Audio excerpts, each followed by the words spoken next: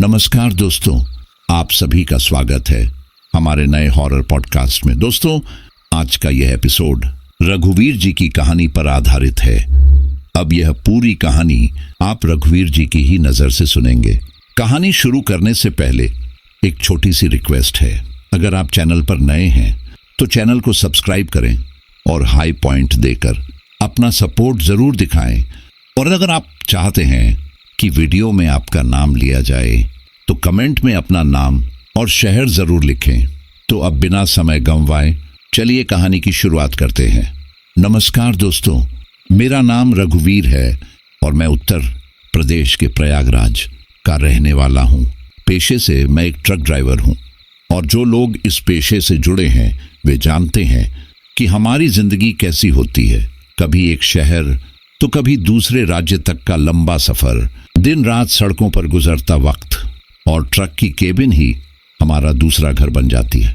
लेकिन इन यात्राओं के बीच कभी कभी ऐसी घटनाएं हो जाती हैं जिनका असर इंसान के दिल और दिमाग पर जिंदगी भर बना रहता है।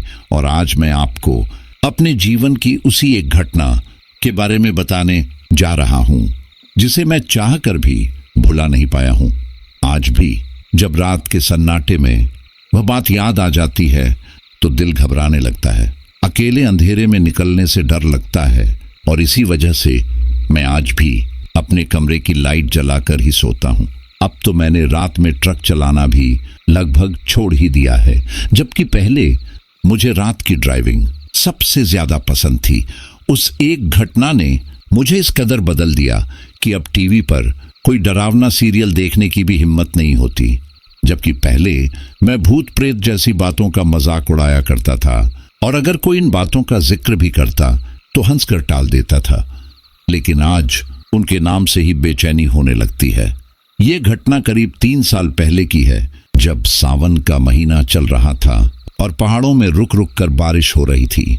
मुझे हिमाचल के बद्दी से दवाइयों की एक बड़ी और कीमती खेप लेकर प्रयागराज पहुंचानी थी और साफ कहा गया था कि माल हर हाल में समय पर पहुंचना चाहिए। इस सफर में मेरे साथ था चंदन नाम का एक नौजवान खलासी जो नया नया इस काम में आया था और मुझे बड़े भाई की तरह मानता था। हम दोनों सुबह सुबह फैक्ट्री से ट्रक लोड करके निकल पड़े। पहाड़ी रास्ते वैसे ही मुश्किल होते हैं और ऊपर से बारिश ने सफर को और कठिन बना दिया था। लेकिन मुझे इन रास्तों का अच्छा अनुभव था, इसलिए हम आराम से आगे बढ़ते रहे। रास्ते में हम अपनी जिंदगी की बातें करते रहे, गाने सुनते रहे और सफर ठीक ठाक कटता रहा। हमारा इरादा था कि शाम तक पहाड़ों से उतरकर हरियाणा में किसी अच्छे ढाबे पर रुकेंगे, खाना खाएंगे और फिर रात भर चलकर सुबह तक प्रयागराज के पास पहुंच जाएंगे। लेकिन जैसे ही हम उत्तराखंड की सीमा में दाखिल हुए, हमें अचानक गाड़ियों की एक लंबी कतार दिखाई दी। पहले तो मुझे लगा कि कोई मामूली जाम होगा जो थोड़ी देर में खुल जाएगा, मगर जब 1 घंटा बीत गया और एक भी गाड़ी आगे नहीं बढ़ी तो मेरे मन में अजीब सी चिंता होने लगी। मैं ट्रक से नीचे उतरा और आगे की तरफ यह देखने के लिए गया कि आखिर मामला क्या है। लेकिन वहां जाकर जो बात सामने आई उसने मेरे पैरों तले से जमीन खिसका दी। आगे जाकर हमें साफ दिखाई दिया कि पहाड़ का एक बहुत बड़ा हिस्सा टूटकर सीधे सड़क पर आ गिरा था, जिसे आम बोलचाल में लैंडस्लाइड कहा जाता है। करीब 100 मीटर तक सड़क पूरी तरह मलबे, मिट्टी और भारी भरकम पत्थरों से ढकी हुई थी।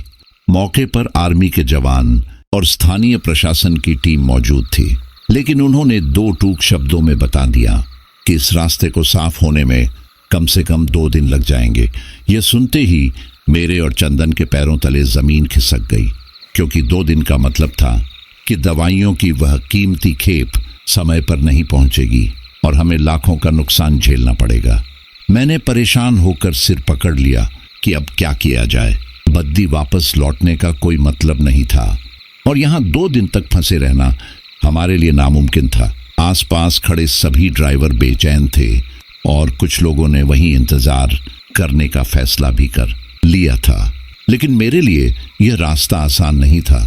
आज जब पीछे मुड़कर देखता हूँ तो लगता है काश मैंने भी उन्हीं लोगों की बात मान ली होती और वहीं रुक गया होता, तो शायद आज चंदन मेरे साथ होता और मेरी जिंदगी इस डर के साए में ना गुजर रही होती, लेकिन उस वक्त मैं ये भूल गया था कि हर बात अंधविश्वास नहीं होती और कई बार लोगों की चेतावनी के पीछे कड़वी सच्चाई भी छिपी होती है।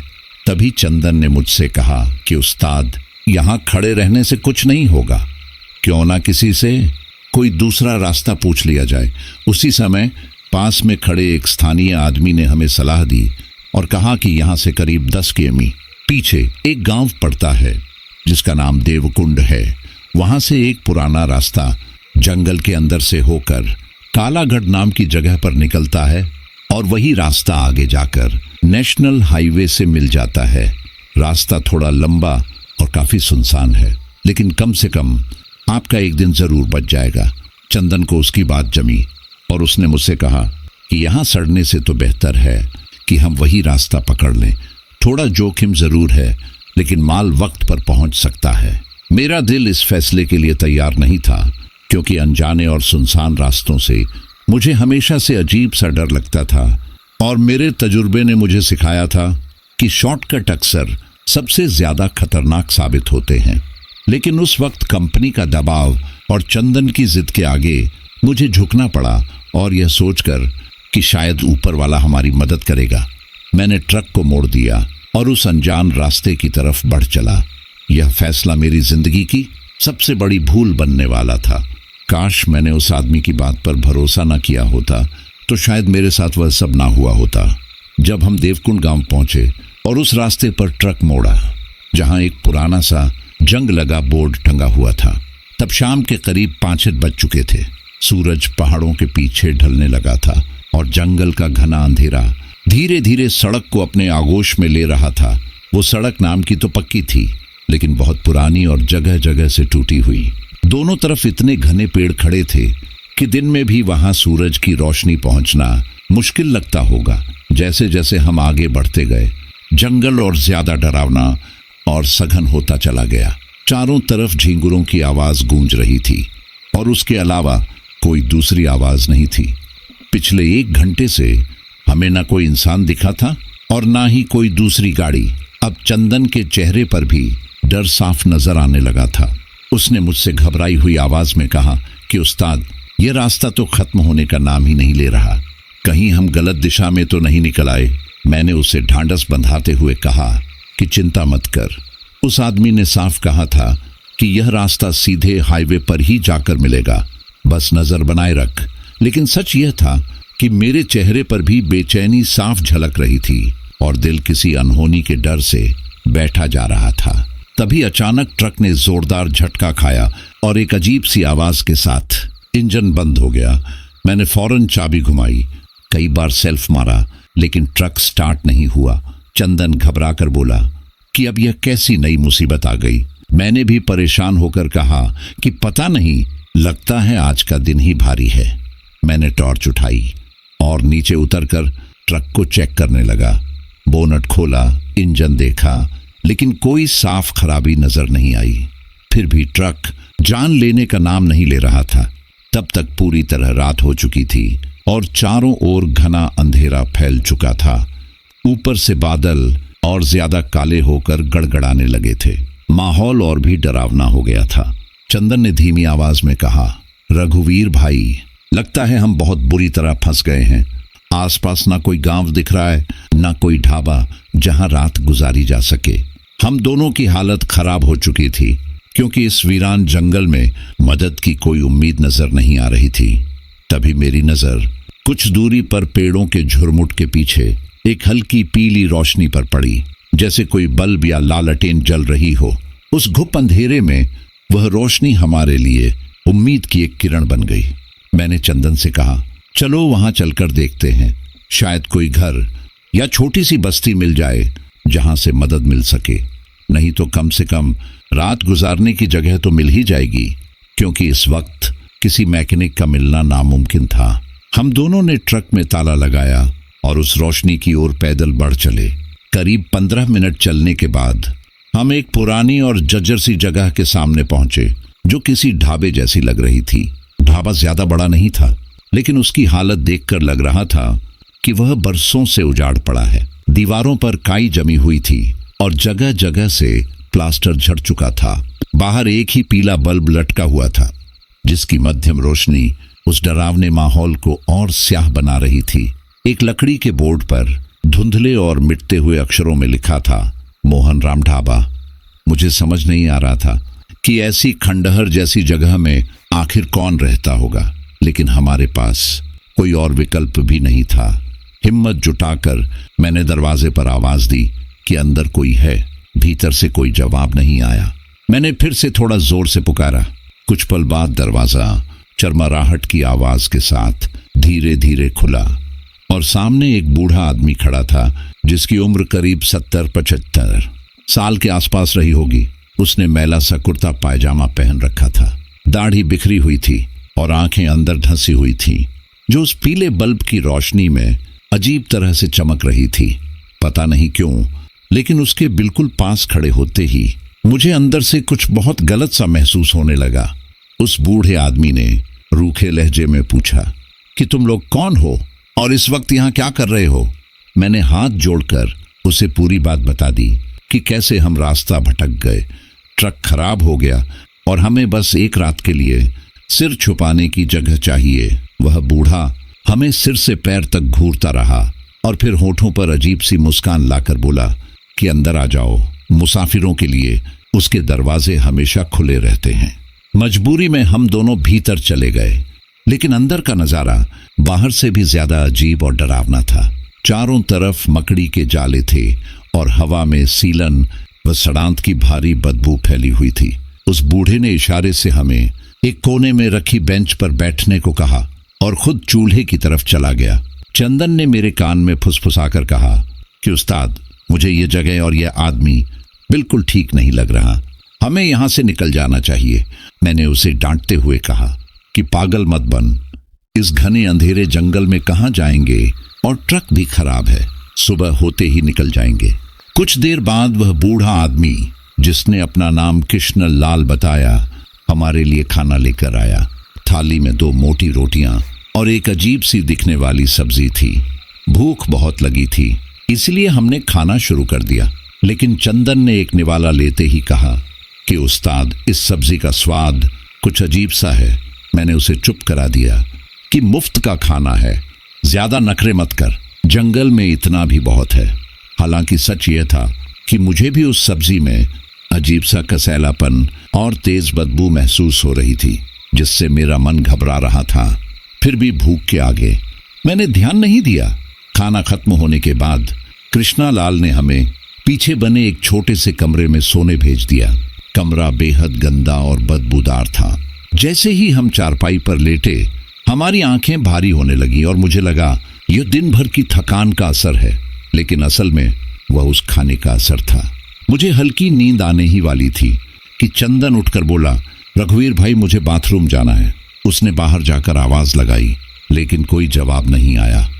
तभी उसे ढाबे के पीछे से कुछ खटपट की आवाज सुनाई दी और वह यह सोचकर पीछे वाले दरवाजे की तरफ गया, जो आधा खुला था।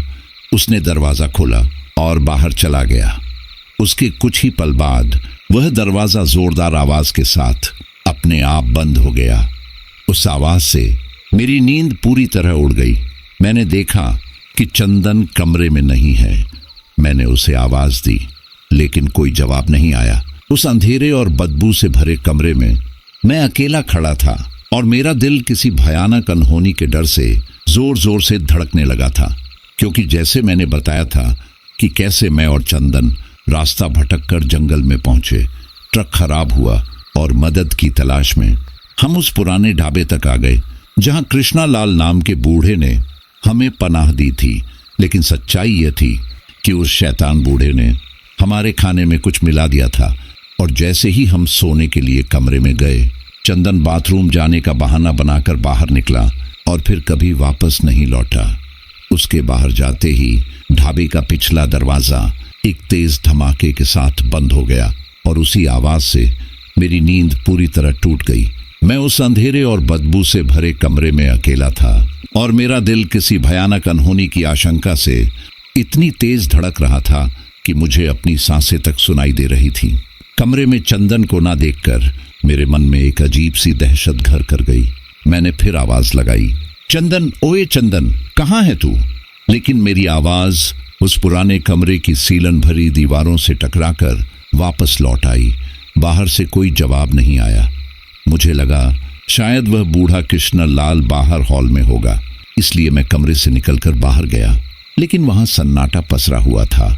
उसकी चटाई वैसे ही बिछी थी, मगर वह खुद गायब था। यह देखकर मेरा डर कई गुना बढ़ गया। मैंने ढाबे के मुख्य दरवाजे की तरफ देखा तो वह अंदर से कुंडी लगा हुआ था। मेरे दिमाग में सवाल उठने लगे कि अगर चंदन बाहर गया होता तो यह कुंडी बंद कैसे होती, और वह बूढ़ा इस वक्त आखिर गया कहाँ? मैंने अपनी कलाई घड़ी देखी तो रात के करीब 12 बज रहे थे।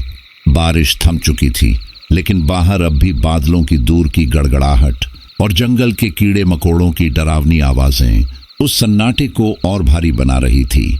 मजबूर होकर मैं वापस छटाई पर आकर बैठ गया और चंदन का इंतजार करने लगा, क्योंकि वह सिर्फ मेरा साथी नहीं बल्कि मेरे छोटे भाई जैसा था। उसकी चिंता करना मेरा फर्ज था। लेकिन जब 15-20 मिनट बीत जाने के बाद भी न चंदन लौटा और न ही वह बूढ़ा नजर आया तो मेरा सब्र टूट गया और मुझे पूरा यकीन हो गया कि कुछ बहुत गलत हो चुका है। मेरे दिमाग में खौफनाक ख्याल आने लगे कि कहीं उस बूढ़े ने चंदन के साथ कुछ गलत तो नहीं कर दिया। इतनी रात को वह कहाँ जा सकता था, और अगर जंगल में गया भी होता तो अब तक लौट आता। इन्हीं ख्यालों के बीच मेरी नजर ढाबे के उस पिछले दरवाजे पर पड़ी जो अब भी बंद था और जिसकी आवाज से मेरी नींद टूटी थी। दिल धक धक करता हुआ मैं धीरे धीरे उस दरवाजे की तरफ बढ़ा और हल्के से धक्का दिया तो वह चरमराहट की आवाज के साथ खुल गया। उसी पल मेरे चेहरे से टकराई ठंडी और सड़ी हुई हवा से मेरा पूरा शरीर सिहर उठा। बाहर घूप अंधेरा था। मैंने जेब से छोटी सी टॉर्च निकाली और बाहर कदम रखा। ढाबे के पीछे का हिस्सा किसी बाड़े जैसा था, जहां चारों तरफ जंगली घास और घनी झाड़ियां उगी हुई थीं। बारिश के कारण जमीन कीचड़ से भरी और फिसलन वाली थी।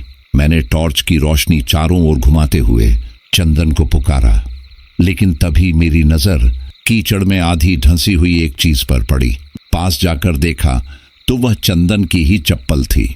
दोस्तों, उस चप्पल को कीचड़ में पड़ा देखकर ऐसा लगा जैसे किसी ने मेरा दिल मुट्ठी में जकड़ लिया हो। अब जो डर अब तक सिर्फ आशंका था, वह सच्चाई बनता दिखाई देने लगा। मैंने टॉर्च की रोशनी आगे बढ़ाई तो जो दृश्य नजर आया उसने मेरे पैरों तले जमीन खिसका दी। कीचड़ में किसी को जबरदस्ती घसीट कर ले जाने के साफ निशान बने हुए थे, जो बाड़े के एक कोने में बने बड़े से जंग लगे टीन के शेड की तरफ जा रहे थे। उस पल मुझे समझते देर नहीं लगी कि चंदन के साथ कुछ बहुत भयानक हो चुका है। कांपते हुए कदमों से मैं उस शेड की तरफ बढ़ा। शेड बेहद पुराना था और पूरी तरह जंग से ढका हुआ था। उसके दरवाजे पर एक भारी ताला लटका हुआ था। मैंने डर और गुस्से में दरवाजा पीटना शुरू कर दिया और चिल्लाया कि कोई है अंदर? चंदन, तू अंदर है क्या? लेकिन भीतर से कोई जवाब नहीं आया। तभी मुझे शेड के अंदर से किसी चीज के घिसटने और खुरचने की हल्की हल्की आवाज सुनाई देने लगी। यह सुनते ही मेरे रोंगटे खड़े हो गए। मैंने घबराकर शेड के चारों तरफ नजर दौड़ाई तो एक तरफ थोड़ी ऊंचाई पर एक छोटी सी टूटी हुई खिड़की दिखी, जिस पर मकड़ी के जाले जमे थे। पास में पड़े एक पुराने ड्रम को मैंने किसी तरह लुढ़काकर दीवार से लगाया और उस पर चढ़ गया। काश उस रात मैं उस ड्रम पर कभी न चढ़ा होता। काश मैंने उस खिड़की के अंदर झांकने की हिम्मत ना की होती, क्योंकि जो मैंने देखा उसने मेरी नींद हमेशा के लिए छीन ली। कांपते हाथों से मैंने जाले हटाए और टॉर्च की रोशनी अंदर डाली। अंदर का नजारा देखकर मेरी चीख गले में ही अटक गई। मेरा पूरा शरीर सुन्न पड़ गया और आंखों के आगे अंधेरा छा गया।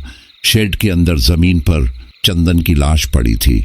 उसकी आंखें खुली थी और चेहरे पर ऐसा डर जमा हुआ था जैसे उसने अपनी मौत को सामने से देखा हो।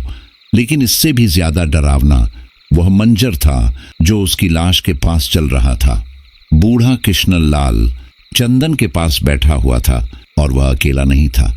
उसके साथ 2 और लोग थे जो इंसान कम और जानवर ज्यादा लग रहे थे। उनके दुबले काले शरीर और वैसी हरकतें देखकर मेरी रूह कांप उठी।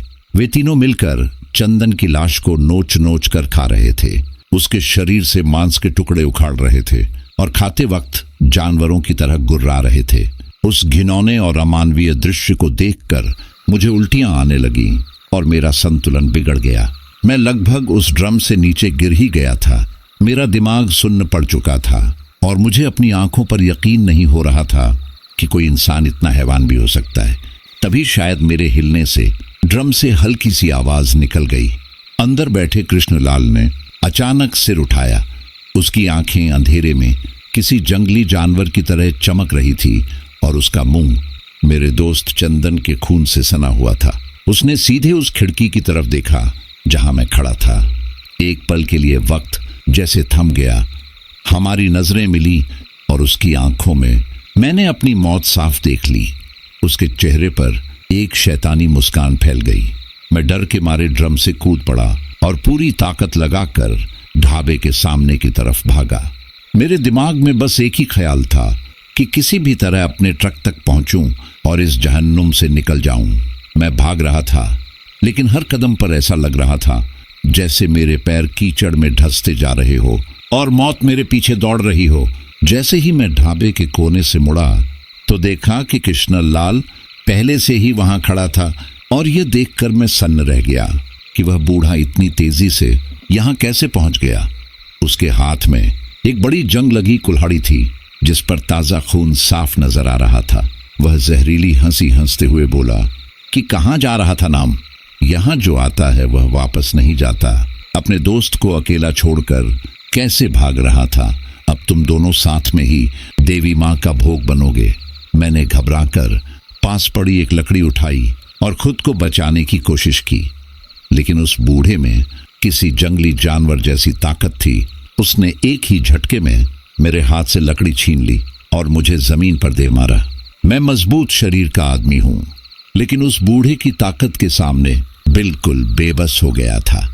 तभी पीछे से वे दो और वैश्य लोग आ गए और उन्होंने मुझे कसकर पकड़ लिया। मैं हाथ पैर मारता रहा, चीखता रहा, मदद के लिए पुकारता रहा, लेकिन उस सुनसान जंगल में मेरी आवाज सुनने वाला कोई नहीं था। वे मुझे घसीटते हुए उसी भयानक शेड की तरफ ले जाने लगे जहां मेरे दोस्त की लाश के साथ वह दरिंदगी हो रही थी। मैं किसी भी हाल में उस शेड में वापस नहीं जाना चाहता था, लेकिन मजबूरी में कुछ कर नहीं सका। शेड के अंदर ले जाकर उन्होंने मुझे एक खंभे से कसकर बांध दिया।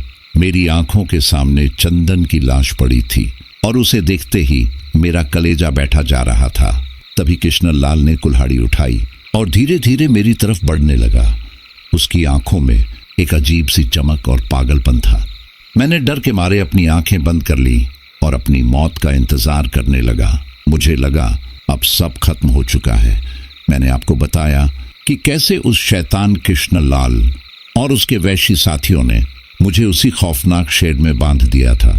मेरी आंखों के सामने मेरे दोस्त की लाश थी और वह दरिंदा खून से सनी कुल्हाड़ी लेकर मेरी तरफ आ रहा था। मुझे अपनी मौत बिल्कुल साफ दिखाई दे रही थी। मैंने कसकर आंखें बंद कर ली थी और अपनी जिंदगी के आखिरी पल का इंतजार कर रहा था।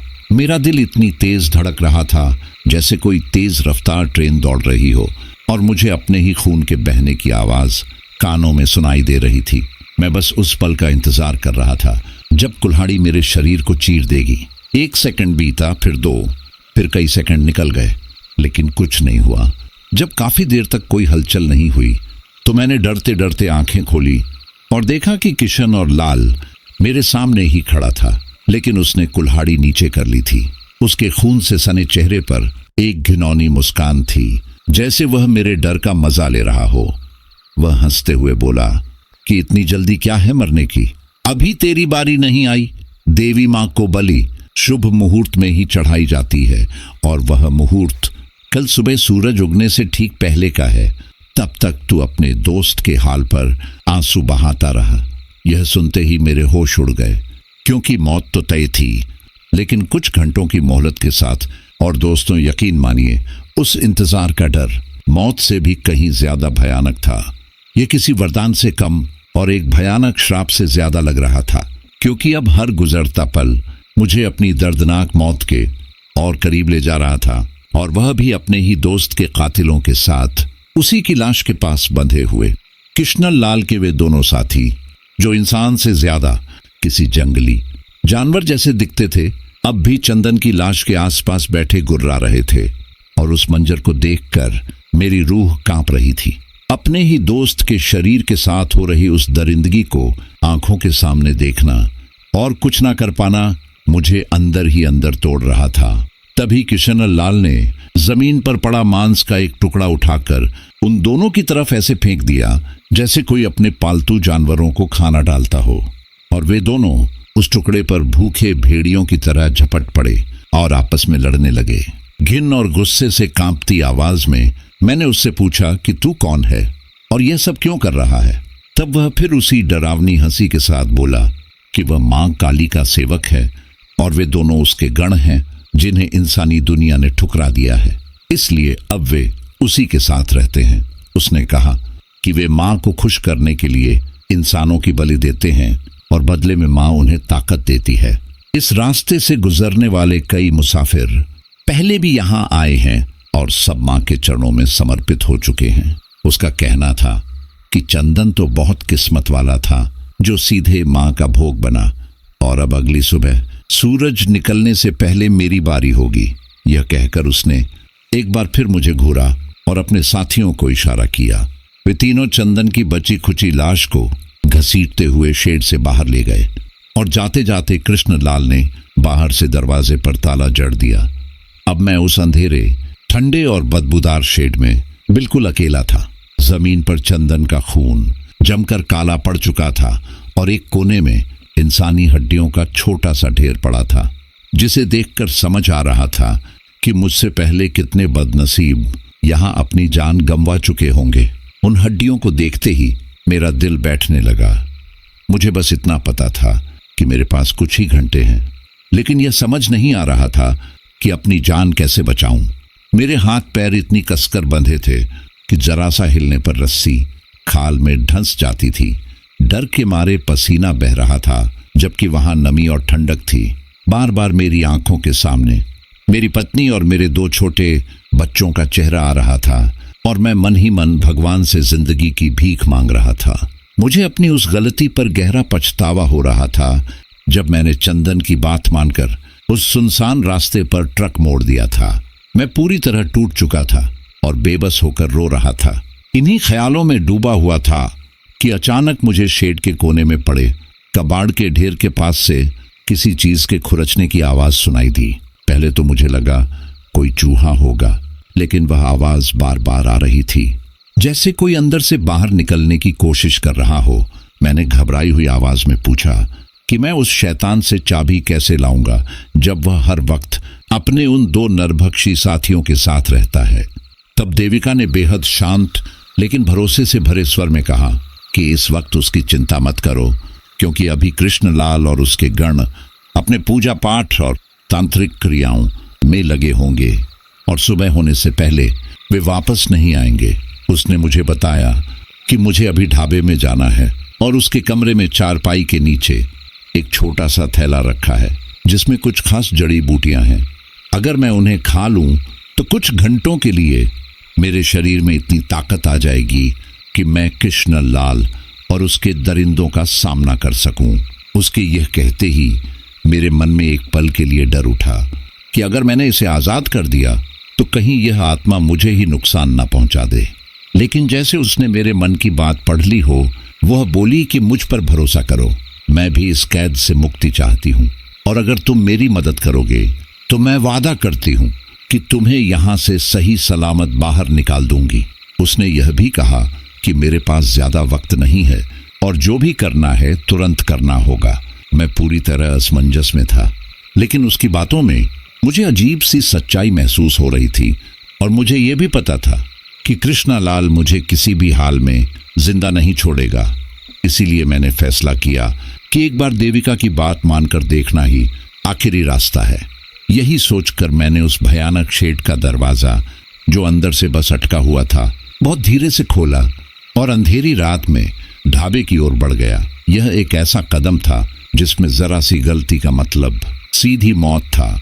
मैं रस्सियों से तो आजाद हो गया था, लेकिन असली कैद अब भी बाकी थी, क्योंकि मुझे उसी शैतान के अड्डे में वापस जाना था, उसकी गर्दन से वह चाबी लाने के लिए।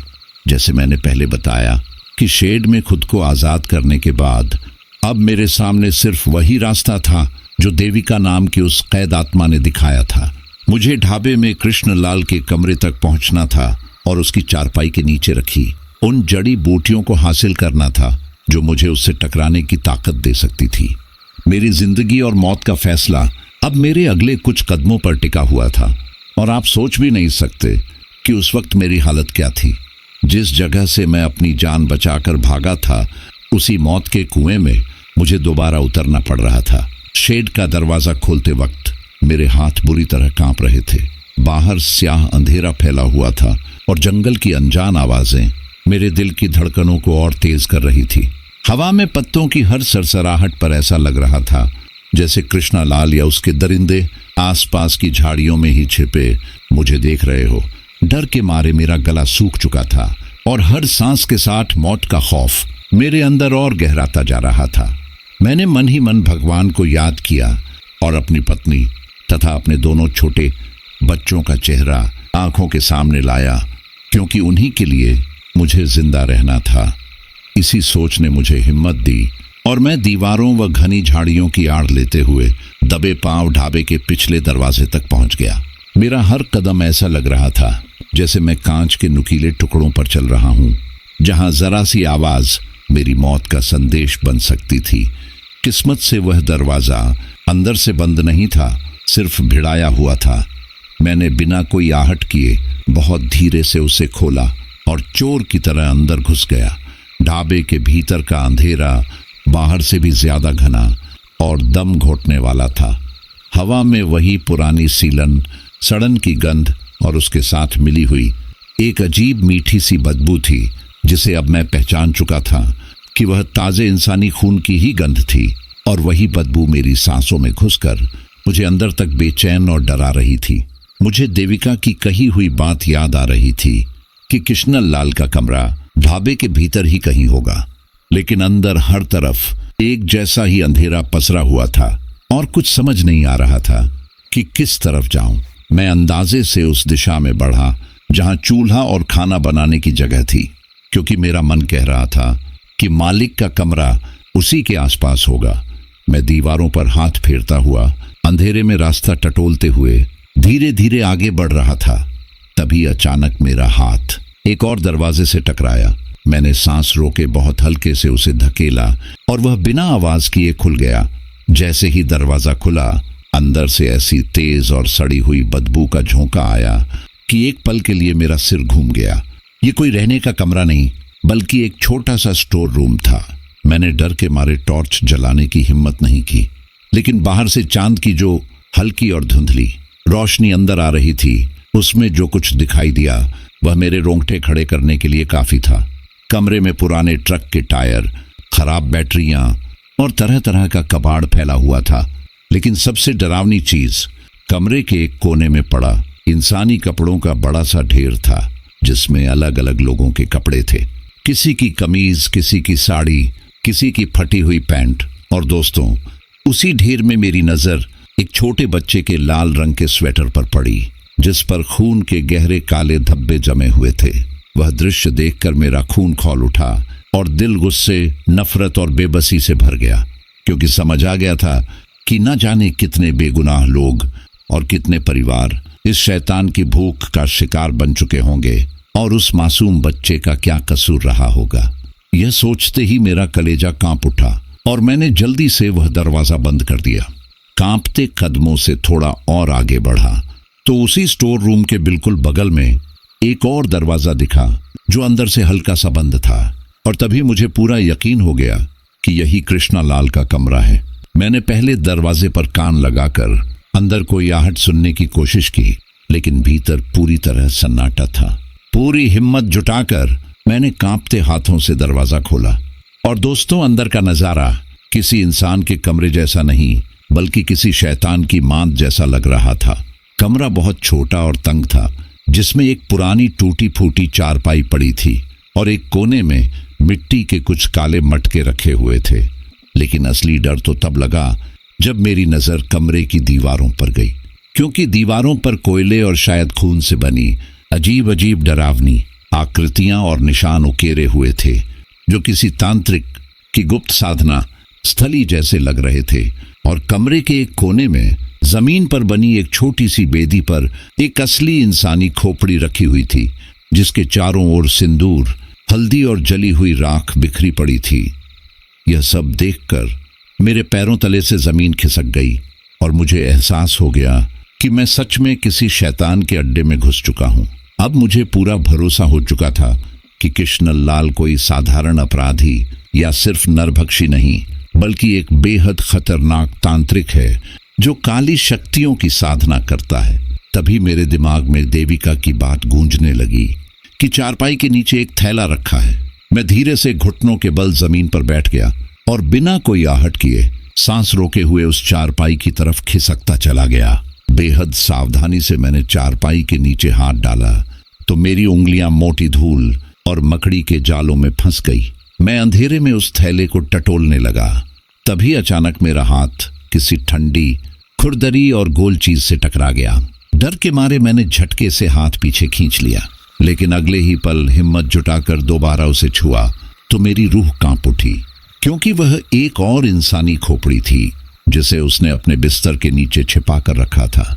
उसी पल बाहर से किसी के कदमों की आहट सुनाई दी, जो साफ ढाबे की ओर बढ़ रही थी। और यह सुनते ही मेरे होश उड़ गए, क्योंकि इसका मतलब था कि कृष्णलाल और उसके साथी अपनी पूजा खत्म करके लौट चुके हैं। उस छोटे से कमरे में छिपने की मेरे पास कोई जगह नहीं थी, सिवाय उसी गंदी चारपाई के नीचे के। मैंने फुर्ती से बिना कोई आवाज किए खुद को चारपाई के नीचे सरका लिया और सांस रोके बिल्कुल मुर्दे की तरह पड़ा रहा। कुछ ही पलों में कमरे का दरवाजा खुला और कृष्णलाल अंदर दाखिल हुआ। उसके पीछे पीछे वे दोनों गण भी आ गए। उसके हाथ में एक जलता हुआ दिया था, जिसकी कांपती रोशनी में दीवारों पर बनी डरावनी आकृतियां ऐसे हिलती लग रही थी मानो जिंदा हो, और पूरा कमरा और भी भयानक हो उठा था। वे तीनों आकर उसी बेदी के सामने बैठ गए और मैं चारपाई के नीचे से ये सब कांपते हुए देख रहा था। कृष्णलाल ने आंखें बंद की और किसी अजीब भाषा में मंत्र बुदबुदाने लगा, जिसे मैं बिल्कुल नहीं समझ पा रहा था, जबकि उसके दोनों साथी जमीन पर बैठे किसी जंगली जानवर की तरह धीरे धीरे आगे पीछे झूल रहे थे और गले से गुर्राने जैसी आवाजें निकाल रहे थे। मंत्र पढ़ते पढ़ते कृष्णलाल ने वेदी पर रखी खोपड़ी को उठाया और उससे ऐसे बातें करने लगा जैसे वह जीवित हो। वह कह रहा था कि माँ देखो, आज एक और ताजी बलि मिली है, हट्टा कट्टा है। कल सुबह सूरज निकलने से पहले इसका भोग चढ़ाकर हम तुम्हें प्रसन्न करेंगे। चंदन तो बस शुरुआत था, असली आनंद तो इसका खून पीने में आएगा।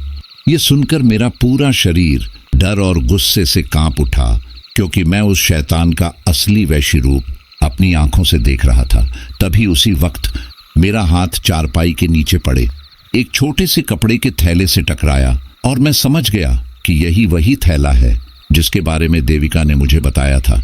मुझे साफ समझ आ गया था कि अब एक पल भी रुकना मतलब सीधी मौत को दावत देना है, और अगर मुझे यहाँ से जिंदा निकलना है तो यही आखिरी मौका है। मैंने मन ही मन भगवान को याद किया और कांपते हाथों से उस छोटे से थैले की गांठ खोल दी। अंदर सूखी हुई पत्तियां और किसी पेड़ की सख्त जड़ें रखी थी। बाहर कृष्णलाल अब भी अपने मंत्रों और पूजा में डूबा हुआ था। मैंने बिना देर किए सारी जड़ी बूटियां मुंह में डाल ली और चबाने लगा। दोस्तों, उनका स्वाद इतना कड़वा और कसला था कि ऐसा लगा जैसे मैंने जहर निगल लिया हो। और एक पल के लिए मेरे दिमाग में यह डर भी आया कि कहीं देविका ने मुझे धोखा तो नहीं दे दिया। लेकिन उसी अगले पल मेरे शरीर में एक अजीब सी तेज गर्मी फैलने लगी। वह गर्मी किसी आग की तरह मेरी नस नस में दौड़ गई। ऐसा लग रहा था जैसे मेरी रगों में खून की जगह पिघला हुआ लावा बह रहा हो। मेरी सांसें तेज हो गई, आंखों के सामने लाल सा अंधेरा छा गया, और सबसे हैरानी की बात यह थी कि मेरा सारा डर एक ही पल में खत्म हो गया। उसकी जगह मेरे अंदर एक ठंडा, नुकीला और बर्फ जैसा गुस्सा भर गया था। मुझे अपने भीतर ऐसी ताकत महसूस हो रही थी जैसी मैंने कभी सपने में भी नहीं सोची थी। उसी दौरान कृष्णलाल ने अपनी तांत्रिक रस्म पूरी की उसने अपने दोनों वैशी साथियों को बाहर दरवाजे पर पहरा देने का आदेश दिया और खुद आकर उसी चारपाई पर लेट गया जिसके ठीक नीचे मैं छिपा हुआ था। अब मेरे और उस शैतान के बीच सिर्फ कुछ इंच की दूरी रह गई थी। ऊपर चारपाई पर किशन लाल अपनी आने वाली मौत से पूरी तरह अनजान लेटा हुआ था और नीचे मैं अजीब सी शक्ति और बदले की आग से भरा हुआ सही मौके का इंतजार कर रहा था। उस रात हालात बदलने वाले थे क्योंकि शिकारी खुद शिकार बनने जा रहा था। चारपाई के नीचे पड़ा हुआ हर एक पल मेरे लिए किसी पूरे युग जैसा लग रहा था। ऊपर लेटे किशनलाल की भारी और कठोर सांसों की आवाज मुझे साफ सुनाई दे रही थी और मेरे अंदर का गुस्सा, ताकत और नफरत उफनते समंदर की तरह हिलोरे मार रही थी। मुझे पता था कि जैसे ही सही वक्त आएगा उस अंधेरी रात का हिसाब हमेशा के लिए चुकता होने वाला है। अब मुझे साफ समझ आ चुका था कि यह लड़ाई या तो मेरी जान लेगी या मुझे आज़ादी देगी, क्योंकि अगर मैं सुबह होने तक इंतजार करता तो इन जड़ी बूटियों का असर खत्म हो जाता और मैं हमेशा के लिए उन दरिंदों का शिकार बन जाता। मेरे दिमाग में बार बार मेरे साथी चंदन की तस्वीर उभर रही थी, जिसकी लाश को उन हैवानों ने बेरहमी से नोचा था और उसी याद ने मेरे अंदर सुलग रही आग को भड़कते शोले में बदल दिया। मैंने और एक पल भी गंवाए ठीक नहीं समझा और बिजली की फुर्ती से चारपाई के नीचे से बाहर निकल आया। कमरे में रखा दिया लगभग बुझ चुका था और चारों तरफ गहरा साया फैल गया था। शायद मेरी हलचल से या अपनी तांत्रिक शक्तियों के चलते किशनलाल की आंख अचानक खुल गई और उसने अंधेरे में मेरी भारी परछाई को अपने सामने खड़ा देखा। एक पल के लिए उसकी आंखों में हैरानी और फिर ऐसा खौफ उतर आया जैसा किसी ने पहली बार मौत को सामने देखा हो। वह हकलाते हुए चिल्लाया कि तू यहाँ कैसे पहुंच गया? तू तो शेड में बंधा हुआ था। लेकिन मैंने उसे एक भी शब्द और बोलने का मौका नहीं दिया, इससे पहले कि वह कोई मंत्र पढ़ पाता या अपने शैतानी साथियों को आवाज देता। मैं भूखे शेर की तरह उस पर टूट पड़ा। मैंने अपनी पूरी ताकत से उसका गला दबाया और एक ही झटके में उसे चारपाई से उठाकर दीवार पर दे मारा। टक्कर इतनी जोरदार थी कि उसके मुंह से दर्दनाक चीख निकल गई और दीवार का प्लास्टर उखड़कर जमीन पर गिर पड़ा। उस पल मुझे खुद अपनी ताकत पर यकीन नहीं हो रहा था, क्योंकि जो बूढ़ा कल तक जानवरों जैसी शक्ति रखता था आज मेरे सामने सूखे पत्ते की तरह कांप रहा था। मैंने गुर्राते हुए उससे पूछा कि मेरे दोस्त को क्यों मारा? मेरी आवाज अब मेरी नहीं लग रही थी, उसमें एक अजीब गहराई और खौफनाक गुस्सा भर चुका था। मेरी दहाड़ सुनते ही बाहर पहरा दे रहे उसके दोनों गण दरवाजा तोड़ते हुए अंदर घुस आए और जंगली जानवरों की तरह मुंह पर झपट पड़े। लेकिन उस वक्त मेरे अंदर भी कोई और ही जाग चुका था। एक ने अपने लंबे गंदे नाखूनों से मेरी पीठ पर वार किया, जिससे मेरी कमीज फट गई, और दूसरे ने मेरे पैर को अपने मजबूत दांतों से पकड़ने की कोशिश की। हैरानी की बात यह थी कि मुझे जरा सा भी दर्द महसूस नहीं हो रहा था। मैंने एक ही झटके में पीछे से हमला करने वाले गण को उसकी गर्दन से पकड़ा, उसे हवा में उठाया और पूरी ताकत से जमीन पर पटक दिया। उसकी हड्डियों के टूटने की भयानक आवाज उस छोटे से कमरे में गूंज उठी। यह दृश्य देखकर दूसरा गण कुछ पलों के लिए डर के मारे पीछे हट गया, लेकिन मैंने उसे भी भागने का एक पल तक मौका नहीं दिया। मैंने वेदी पर रखी वही इंसानी खोपड़ी उठाई और पूरी ताकत से उसके सिर पर दे मारी।